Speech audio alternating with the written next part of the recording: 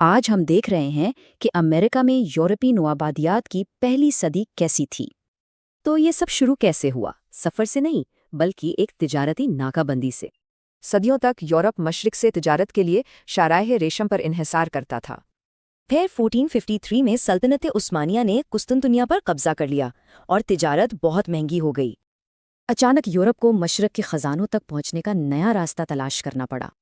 Christopher Columbus کو پرتگال نے تو منع کر دیا، لیکن نئی پراعتماد اسپین نے اس کا ساتھ دیا۔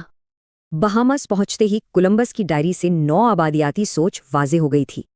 اسپین نے حیران کن تیزی سے نوآبادیاں قائم کیں اور بڑی سلطنتوں کو تہس نہس کر دیا۔ سوال یہ ہے کہ آخر یہ اتنی جلدی کیسے ہوا؟ جواب ہے ٹیکنالوجی اور بیماریاں۔ یورپی اپنے ساتھ ایک ایسا ہتھیار لائے تھے جسے وہ خود بھی نہیں دیکھ سکتے تھے: بیماریاں۔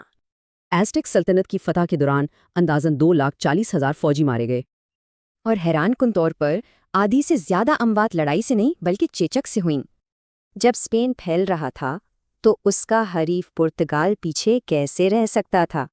لڑائی سے بچنے کے لیے پوپ نے لفظی طور پر دنیا کے نقشے پر ایک لکیر کھینچ دی۔ تو سیدھی سی بات تھی، لکیر کے مغرب میں اسپین اور مشرق میں پرتگال۔ لیکن اس معاہدے کا ایک دلچسپ نتیجہ نکلا۔ پرتگال کے ہاتھ حادثاتی طور پر برازیل لگ گیا۔ اچھا، اسپین اور پرتگال تو ٹھیک ہے، لیکن فرانس اور انگلینڈ کا کیا بنا؟ ان کی ابتدائی کوششیں بالکل ناکام رہیں، کبھی موسم کی وجہ سے تو کبھی وسائل کی کمی سے۔ یورپیوں کا طریقہ کار بنیادی طور پر فتح اور وسائل کے استحصال کا تھا۔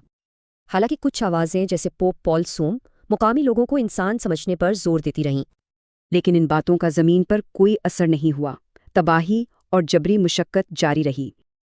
تو ایک صدی بعد امریکہ کا نقشہ اسپین اور پرتگال کے غلبے کی صاف تصویر تھا۔ ایک بند تجارتی راستے نے ایک صدی میں ہی وسیع یورپی سلطنتوں کو جنم دے دیا۔ 100 سال بعد اسپین تو جیت گیا، لیکن کیا ہوتا جب باقی کھلاڑی بھی میدان میں اترتے؟